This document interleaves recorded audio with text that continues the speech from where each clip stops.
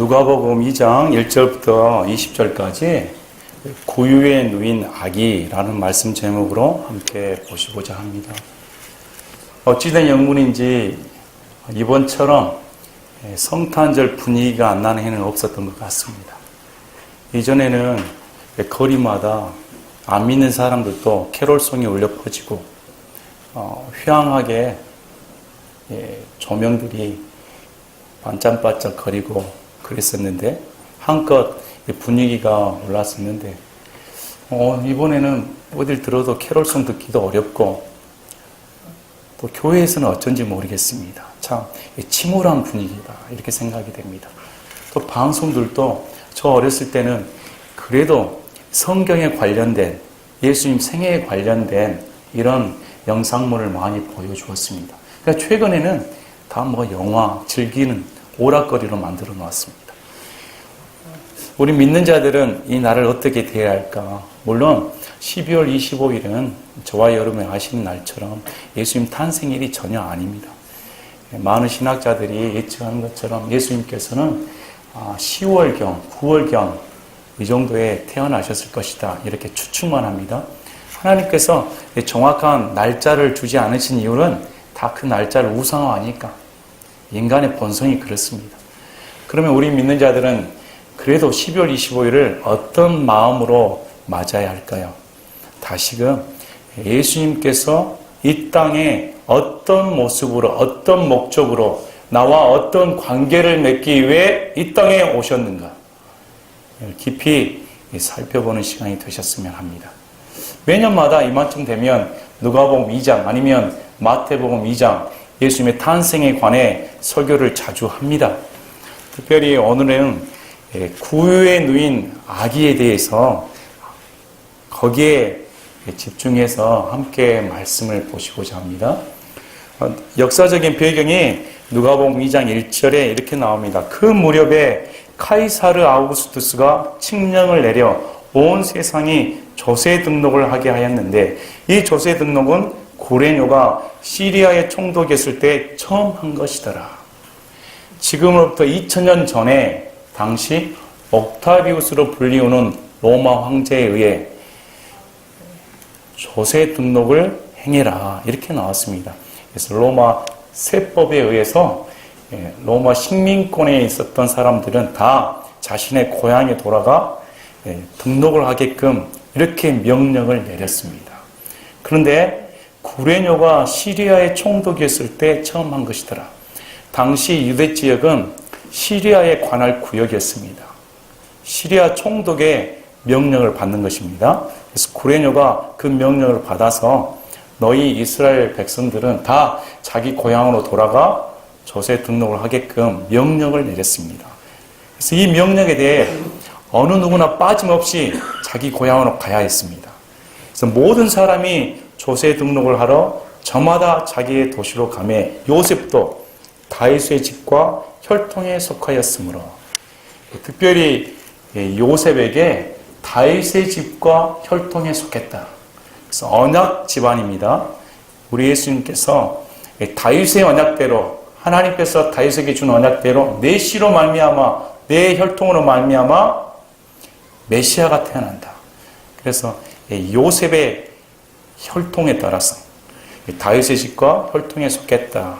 갈릴리의 나사렛시에서 나와 유대로 올라가 베들레헴이라 하는 다윗의 도시에 이르러 이 사절은 짧게 말씀이 나오지만 당시의 지형과 거리를 비교하면 굉장히 힘든 여정이었습니다. 나사렛이라는 동네에서 베들레헴까지는 무려 144km 떨어진 거리입니다. 오늘날에는 KTX나 있으면 금방 가겠죠. 고속버스가 있으면 금방 가겠죠.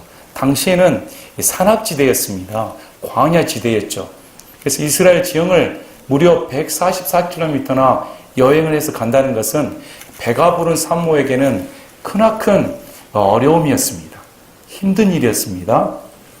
그래서 베들레헴이라는 도시가 나오는데 이 베들레헴은 빵집, 또 거기서 다윗의 왕이 출세한 곳이기 때문에 다윗의 도시로 불리웁니다. 또 사무엘상을 보면 에브라, 에브라다 이렇게 동일하게 불리웁니다. 자, 이 도시에 이르렀는데 자기의 정혼한 아내 마리아와 함께 조세 등록을 하려 했는데 그녀가 아이를 베어 배가 불렀더라. 마침 베들레헴이라는 동네에 이르렀더니 마리아가 배가 불러서 곧 출산하게끔 되었다는 것입니다. 이처럼 그들이 거기 있을 때 그녀가 해산할 날들이 다 참해. 참 하나님의 역사는 우리의 인간의 능력을 초월합니다. 우리 하나님께서는 미리 아십니다. 모든 것을 다 계획하시고 정하신 분이기 때문에 그때의 세상 역사가 옥타비우스라는 황제에 의해서 조세 칙령이 내려지는 것 같은데 그것이 없었더라면 나사렛이라는 동네에서 애언을 성취하기 위해 베들레헴으로 갈 이유가 없었던 겁니다. 그런데 때마침 그 칙령이 내려졌기 때문에 그 먼 거리를 이 산모가 요셉과 함께 자신의 고향으로 돌아가게끔 되었다는 것이죠. 또 마침 돌아가는 여정 중에 애를 낳을 수도 있죠. 또 베들레헴에 조세 등록한 다음에 가서 애를 낳을 수도 있죠. 그런데 하나님의 때는 참 기막힌 겁니다. 반드시 애언대로 베들레헴에서 태어나야 됩니다. 그 말씀 그대로 산딸이 다 차서 베들레헴에서 낳을 수밖에 없는 그 지경에 이르게 된 겁니다. 그래서 그녀가 자기의 맏아들 나라 포대기로 싸서 구유에 누웠으니 이는 여관에 그들을 위한 방이 없었기 때문이더라. 당시 이 부부의 상황에 대해서 성경이 제시하는 것은 맏아들을 낳아 포대기로 싸서 구유에 누웠다. 이렇게 적혀져 있는 겁니다. 많은 사람들이 이런 성경을 보고 얼마나 이 부부가 비참했을까, 얼마나 가난했을까, 아니면 얼마나 세상 인심이 각박했으면 그들을 위한 방을 하나 더 내주지 않았을까, 또 마구간에서 태어나게 했을까 하는 예측을 하게 되는데 실상을 알게 되면 그러지 않습니다. 이 구유는 마구간이 아닙니다. 말을 위한 것이 아닙니다. 이 구유는 나귀가 먹는 것입니다.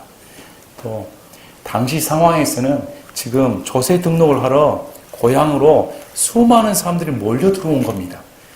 그래서 여관에 다른 사람들이 꽉 차 있던 것이죠. 또 꽉 차 있기 때문에 산모가 들어가서 애를 낳는 것이 어렵습니다. 왁작지껄하게 된 것이죠. 이런 상황에서 이 부부가 선택할 수 있었던 것은 가축들과 함께 당시에는 생활을 했습니다. 이것은 열린다 성경 류모세 선교사님이 쓴 책을 보면 그 구절이 잘 적혀져 있습니다. 당시 2000년 전에는 사람들이 짐승과 함께 이렇게 동거하는 것이 비일비재했다고 합니다. 또 이 구유가 말을 위한 것이 아닌 것은 이스라엘에서는 말을 키우질 않습니다. 이 베들레헴은 해발 900m 산악지대입니다. 산악지대에서는 말을 키우는 게 아니고 말은 어디서 키웁니까? 평야지대에서 키웁니다. 산악지대에서는 나귀를 키웁니다.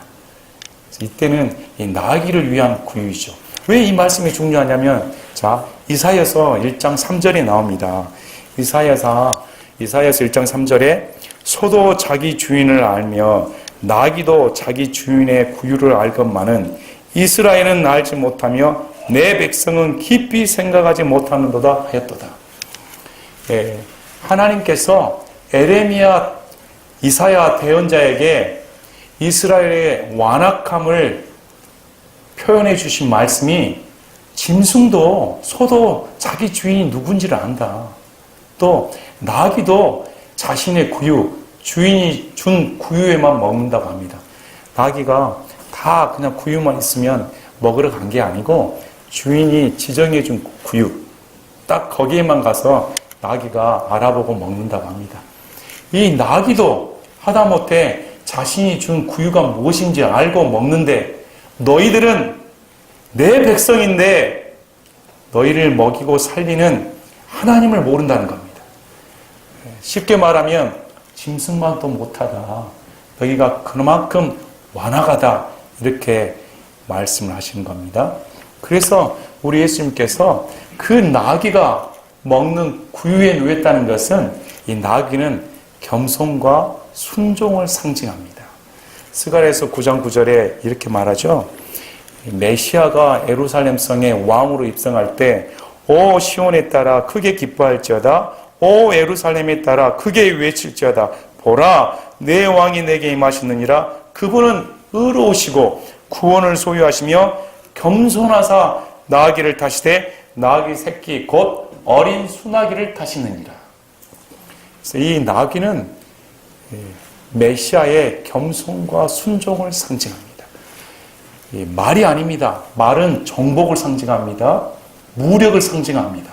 그러나 나귀는 순종을 상징합니다.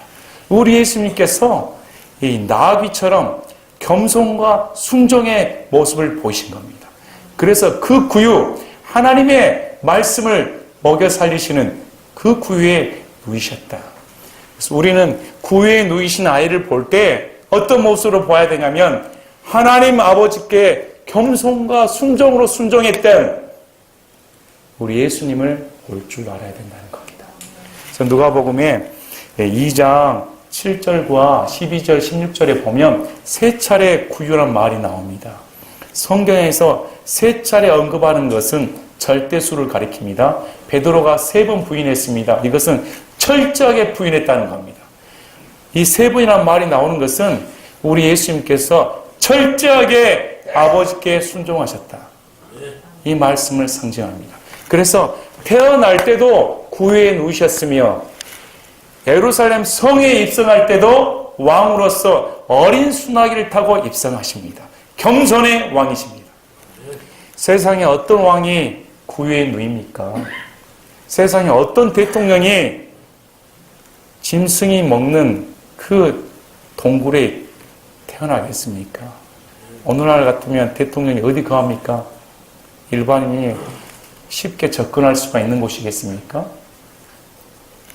또 오늘날의 왕들은 어떻습니까? 우리가 열왕기상, 역대기상, 역대기야, 열왕기야 모든 말씀들을 주시면서 세상 왕은 어떤 모습으로 보이는가 보여줍니다. 전부 다 하나님 앞에 죄입니다.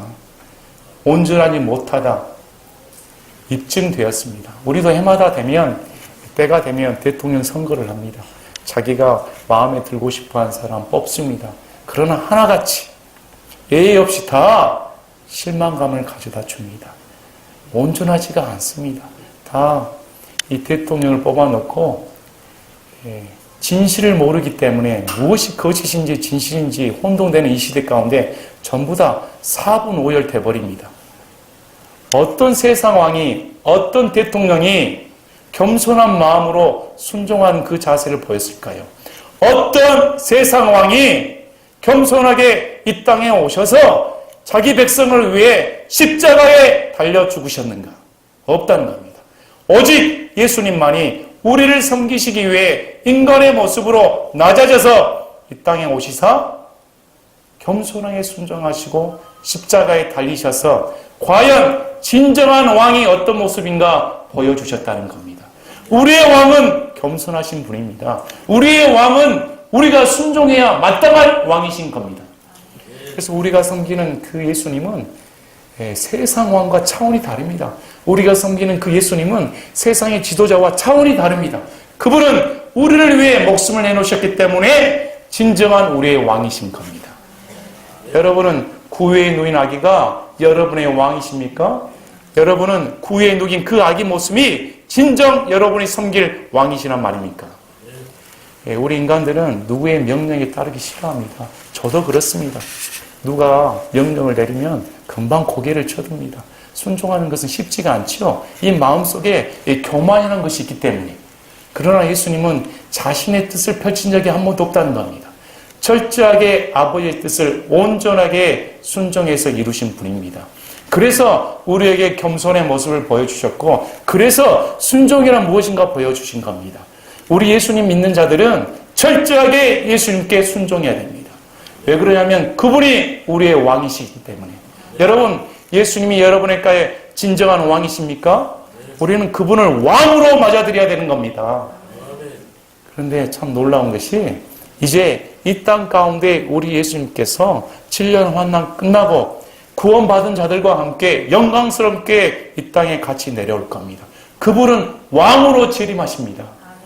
여러분, 우리가 섬기는 그 영광스러운 하나님 예수님께서 모든 영광과 함께 왕으로 오실 때 우리 신화된 종들된 우리의 마음 가운데 얼마나 큰 영광이겠습니까? 내가 믿었던, 내가 섬겼던 그 영광스러운 하나님께서 진정한 왕이셨구나. 그래서 우리가 여기에 목숨을 걸 만한 겁니다. 그분이 입증해 주셨기 때문에. 자, 이는 여호와에 그들을 위한 방이 없었기 때문이더라. 세상은 예수님을 받아들이고 싶지 않습니다. 세상은 예수님을 손잡아 이렇게 환영하지 않습니다. 예수님이 왕이신데, 예수님이 하나님의 아들이신데 어떻게 그분을 모를 수가 있단 말입니까? 그러나 여호와의 방이 없어서 예수님께서 태어나신 곳이 짐승들과 함께 거했던 그곳이었다. 낮아져서 오셨다. 이렇게 가르쳐 줍니다. 자, 그 다음에 바로 그 지역에서 목자들이 들에 거하며 밤에 자기 양떼를 지키더라. 이제 장면이 전화되어서 그 시점에 목자들이 양을 치고 있었는데 거기에 갑자기 주의 영광이 임한 겁니다. 보라, 주의 천사가 그들에게 임하고 주의 영광이 그들 주위를 두루 비춤해 그들이 심히 두려워하더라. 그날도 어느 날처럼 양을 치고 있었습니다. 그런데 갑자기 밤에 양을 돌보고 있는데 주의 천사가 나타난 것이죠. 왜 목자에게 나타났을까? 참 의문점이 듭니다. 당시 종교 지도자들, 율법을 가르치는 사람들, 또 성경을 그대로 전수했던 서기관들, 이런 사람들은 과연 메시아의 존재를 몰랐을까? 우리가 마태복음 2장을 보시겠습니다. 마태복음 2장에는 이들이 알았다는 겁니다. 마태복음 2장 1절부터 보시면 이제 헤로드 왕 시대에 예수님께서 유대의 베들레헴에서 태어나심에 보라 동쪽으로부터 지혜자들이 예루살렘에 와서 이르되 유대인들의 왕으로 태어나신 분이 어디 계시냐? 우리가 동쪽에서 그분의 별을 보고 그분께 경배하러 왔노라 하니. 동쪽에서 제자들이 유대인의 왕의 별을 보고 예루살렘까지 왔습니다. 그랬더니 지금 유대인의 왕인 헤롯 왕이 있는데 이게 무슨 소리냐?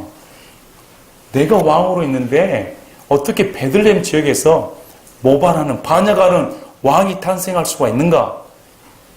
그래서 이 헤롯 왕이 취하는 것이 온 예루살렘이 소동했다는 겁니다.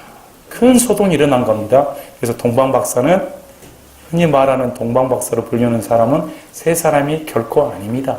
큰 무리였습니다. 큰 무리가 온 겁니다. 그래서 그가 모든 수제사장들과 백성의 서기관들을 함께 모아, 자, 여기서는 우리에게 성경에서 중요한 말씀이 나오는데 유대인의 왕이 어디냐 이렇게 물어보지 않습니다. 뭐라고 나옵니까? 그리스도가 어디서 태어났느냐. 자, 그리스도는 메시아를 가리킵니다. 자, 이 그리스도는 메시아로서 동일하게 왕이라는 겁니다. 우리는 예수님께 구원받은 우리 예수님께서 우리를 구원시켜 주신 메시아가 됩니다. 동일하게 또 우리의 왕이 되신 분입니다. 그래서 헤롯 왕은 그 그리스도가 왕이라는 사실을 알았다는 겁니다.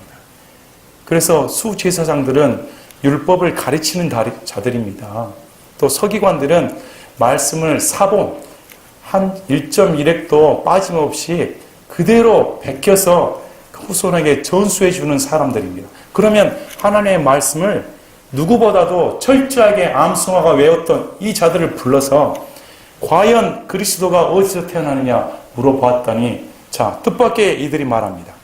그들이 그에게 이르되 유대의 베들레헴이니이다. 대언자들 통해 이렇게 말했습니다. 이들도 알았다는 겁니다. 베들레헴에서 태어난다. 미가서 5장 2절에 그렇게 나옵니다.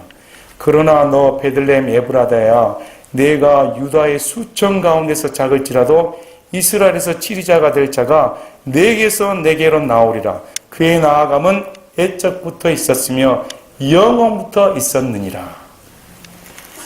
반드시 예수님께서는 베들레헴 유다, 스불론 땅의 유다가 아니고, 유다가 두 군데가 있습니다. 오늘날 말하면 경기도 광주가 있고 전라도 광주가 있는 겁니다. 성경은 명백하게 경기도 광주가 아니다. 오늘날 말하면 유대 베들레헴에서 태어난다. 이렇게 직시해 줍니다. 그래서 반드시 대언자가 그렇게 말을 했기 때문에 베들레헴에서 태어납니다. 이렇게 알았다는 겁니다. 그러면 이들이 베들레헴에 태어날 그 메시아에게 경배를 했냐? 안 했다는 겁니다. 어떻게 합니까? 헤롯 대왕이 그 시점에서 전후에서 난 아이들을 다 죽여라. 이렇게 명령을 내려버립니다. 우리가 종교에 빠지는 것하고 진정한 메시아를 받아들이는 것하고는 전혀 차원이 다른 겁니다. 성경에서 명백하게 이 교회 안에는 종교인이 있고 복음을 따르는 두 종류가 있다고 명백하게 말합니다. 우리는 예수님을 인격적으로 만나야 된다. 인격적인 메시아를 만나야 된다는 겁니다. 자, 그래서 이 메시아는 왕과 동시에 그리스도가 되신다. 그래서 성경에 그 이름을 예수하라. 이는 자기 백성을 저들의 죄들로부터 구원할 자이십니다. 왕이신 그분은 우리를 위해 죄들로부터, 저와 여러분의 죄들로부터 구원시키기 위해 이 땅에 낮아져서 오신 분이십니다. 자, 누가복음 2장에 보니까 그런데 이 목자들에게 주의 영광이 임한 겁니다. 그런 종교 지도자들에게 주의 소식, 기쁜 소식을 들려준 게 아니고 오늘도 자신의 양떼를 돌보느라 수고하는 이 목자들에게 나타나서 이렇게 말합니다.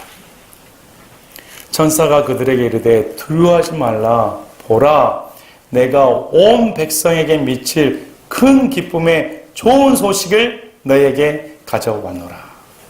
참 놀라운 사건이 벌어집니다.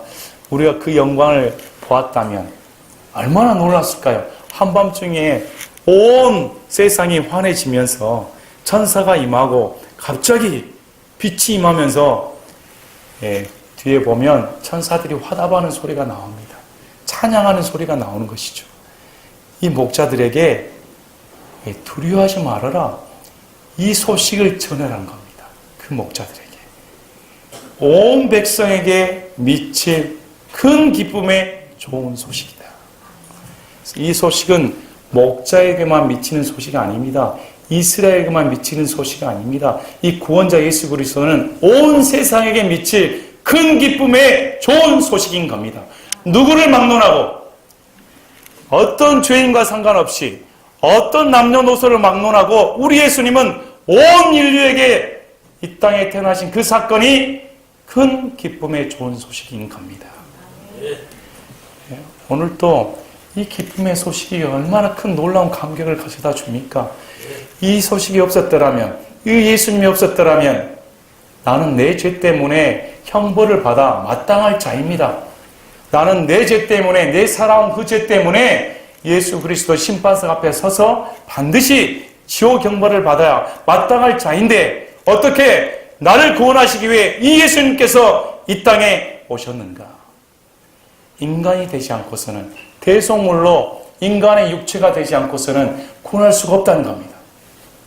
그래서 그분이 인간이 되셔서 성육신하셔서 이 땅에 오신 사건은 저와 여러분에게 큰 기쁨의 좋은 소식이다.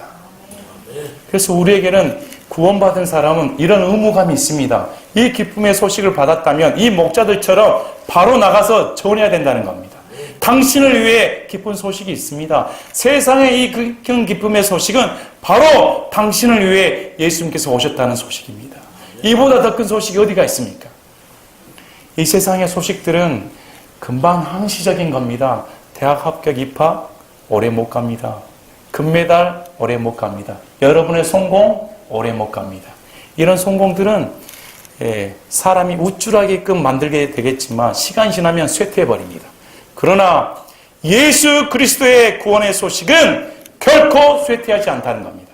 늘 우리에게 구원의 감격이 있어야 하며 그 소식이 해마다 거듭될수록 더 나에게 큰 기쁨의 소식이 되어야 된다. 이렇게 성경은 가르쳐주는 겁니다. 여러분 감동이 있습니까? 여러분 가운데 예수님께서 오신 큰 기쁨의 소식이 정말로 여러분 마음 가운데 함께하고 계시는 겁니까? 그래서 이 목자들이 참 놀랐습니다. 야, 어찌 나에게 이런 일이 벌어질 수가 있단 말인가? 어떻게 주의 영광이 내 삶 가운데 함께할 수가 있단 말인가? 그래서 예수님께서 우리를 위해 행했다는 소식은 바로 죄된 인간들에게 비춰지는 하나님의 영광에 비친 겁니다. 자, 이날 다윗의 도시에 너희를 위해 구원자 곧 그리스도 주께서 태어나셨느니라. 그 기쁨의 소식이 다윗의 도시 곧 베들레헴 언약의 도시입니다. 이 도시의 언약대로 너희를 위해 누굽니까? 바로 우리를 위해 저와 여러분을 위해 구원자 곧 그리스도 주께서 태어나셨다. 우리 예수님은 구원자이십니다. 나의 인생 가운데 어떤 절망적인 상황 가운데 죄된 습성에서 또 어떤 인간적인 절망 가운데 나로서는 어쩔 수 없는 환경 가운데 유일하게 구원해 줄 수 있는 분은 바로 우리 주 예수 그리스도시다. 그분이 나의 구원자이시다. 바로 그분께서 언약대로 지금 다윗의 도시에 태어나셨다. 그래서 유대인들은 다 알아먹었습니다. 유대인들은 언약의 도시를 다 알아먹기 때문에 이 소식이 무슨 소식인지 다 알았다는 겁니다. 이제 때가 됐다. 차고 언약하신 대로 수천 년 전에 예언된 그 말씀대로 이제 2000년 전에 실제로 현실화되어서 이 땅 가운데 나타나셨다는 겁니다. 이것은 역사적인 사실인 겁니다. 신화가 아닙니다. 허구가 아닙니다. 예루살렘 땅에서 벌어지는 기독교만의 허구적인 사실을 믿는 게 아닙니다. 실제로 이 땅 가운데 벌어진 현실적인 역사적인 사실인 겁니다. 그래서 이날 다윗의 도시에 우리를 위해 구원자 곧 그리스도 주께서 태어나셨다. 얼마나 큰 기쁨의 소식인가. 자, 목자들이 바라봤을 때 와, 내 인생을 위해 내 삶을 위해 구원자가 태어나셨다니. 여러분이라면 그 소식을 들으면 어떨까요? 우리 예수님께서 이 목자들을 위해 이제 더 이상 목자 인생을 살지 않게 금은보화를 주겠다. 이제 목자의 삶을 살지 않기 위해 너에게 자리 한 자리 주겠다. 이런 말씀 하신 적이 있습니까? 아닙니다. 진정한 구원자는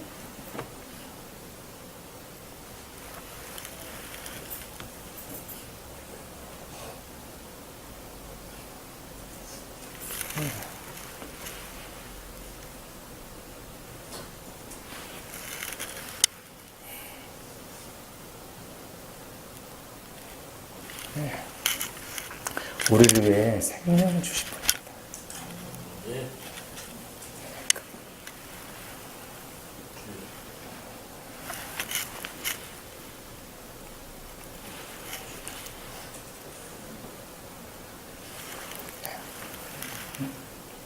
네, 세상이 원하는 구원자와 전혀 다릅니다. 우리가 믿는 구원자는 하나님이십니다. 하나님. 네, 하나님이신 그분이 생명을 주기 위해 이 땅에 태어나셨다. 네, 사람이 변화되는 것은 이 소식을 들었을 때 그 인생이 변화되는 겁니다. 한시적인 기쁨의 소식이 아닌 것이죠. 그래서 보십시오. 이것이 너에게 표적이 되리니 곧 너희가 포대기에 쌓여 구유에 누인 아기를 보리라. 자, 이 목자들에게 표적이었습니다. 목자들은 무슨 표적을 기다릴까요? 우리라면 어떤 표적을 기다릴까요? 온 세상 만물을 창조하신 하나님께서 그 놀라운 사건을 일으킨다면 적어도 사람들에게 깜짝 놀랄 만한, 뒤로 나자빠질 만한 그런 기적을 베푸셔야 그게 진정한 표적이 아닐까. 상식적으로 그렇게 생각되지 않습니까? 그러면 누구나 알아볼 텐데. 그런데 성경에서는 그 표적이 구유에 누인 아기라는 겁니다. 이 말씀은 세상에 어떤 아기도 구유에 놓인 적이 없다는 겁니다. 세상에 어떤 아기가 구유에 놓인 적이 있겠습니까? 하나님의 아들만이 구유에 놓였다. 그것이 구원자로서 너에게 줄 표적이다. 이렇게 성경은 말씀합니다. 우리가 누가복음을 보니까 그 예수님 탄생하실 때 마리아가 어떠했을까? 요즘은 출산을 하면 어느 산부인과가 더 멋지게 지어져 있나, 환경이 좋으나, 럭셔리하게 지어진 곳에서 산후조리도 하고, 또 출산할 때 아빠가 탯줄을 자르고 좀 생명의 경외감 이렇게 함께 동참하게 하기도 합니다. 그런데 2000년 전에 우리 예수님께서는 어떻게 태어나셨을까요? 산파가 있단 말이 안 나옵니다. 아마 마리아가 자신의 탯줄을 자르고 아기 예수님을 구유에 놓였을 겁니다. 누가 도와준 사람이 없지요. 낯설지요. 그런 환경에서 우리 예수님은 태어나셨다. 우리는 예수님을 너무 모를 때가 많습니다. 우리는 내가 믿고 싶을 때로 믿는 데가 많습니다. 그러나 성경에서 예수님의 탄생과 또 그 요셉과 마리아의 고통은 어떠했을까요? 낯선 지역에 가서 누구의 도움도 없이 아이를 낳아 그 모습들이 어떨까요? 아니면 옆에서 축복을 받아야 할 텐데. 예수 하나님의 역사는 겸손에 눈을 떠야 됩니다. 교만한 자는 하나님을 받아들일 수 없습니다. 늘상 주장하지만 기독교는 우리에게 부를 가져다주는, 우리의 욕구를 충족시켜주는 그런 종교가 아닙니다. 절대로 아닙니다. 우리 하나님께서는 우리에게 나를 아들로 입양시켜 주시기 위해 예수님을 이 땅에 보내셨다. 너무도 중요한 겁니다. 그래서 성경에서는 성도들은 이런 예수님이 모범을 보이셨기 때문에 우리도 성도로서 왕의 명령에 따라 순종하며 고난에 동참하라는 겁니다. 여러분 마음 가운데 예수님이 함께 하시면 이 세상에서는 이 세상이 고난입니다. 이 세상 사는 동안 고난의 연속인 겁니다. 그것이 예수 그리스도께 동참된 우리에게 준 영광이다. 사도들이 어떻게 고백합니까? 핍박받고 매맞고 그런 사도들이 뛰쳐나가면서 하는 말이 이 얼마나 큰 영광인가. 그리스도의 고난에 동참한 얼마나 큰 영광인가. 그래서 예수님이 탄생한 순간부터 마리아와 요셉부터 다 고난에 동참했습니다. 태어나는 순간부터 예수 그리스도와 관련된 자들 모두가 다 고난에 동참한 고난의 연속인 겁니다. 우리는 언제 영광을 받습니까? 휴거될 때, 부활할 때, 재림하실 때 우리가 그 영광을 바라보며 그날까지 예수님과 함께 산다. 자, 그래서 이 목자들의 발걸음을 우리가 예측해 볼 수 있습니다. 얼마나 마음이 감동되어서 뛰쳐나갔을까요? 얼마나 기뻐서 한시라도 빨리 보고 싶었을까요? 그래서 서둘러 갔습니다.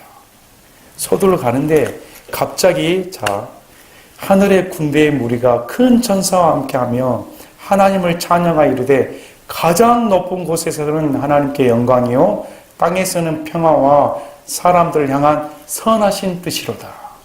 천사들이 찬송하기를 이 구유에 누인 아기가 하나님께 큰 영광이다.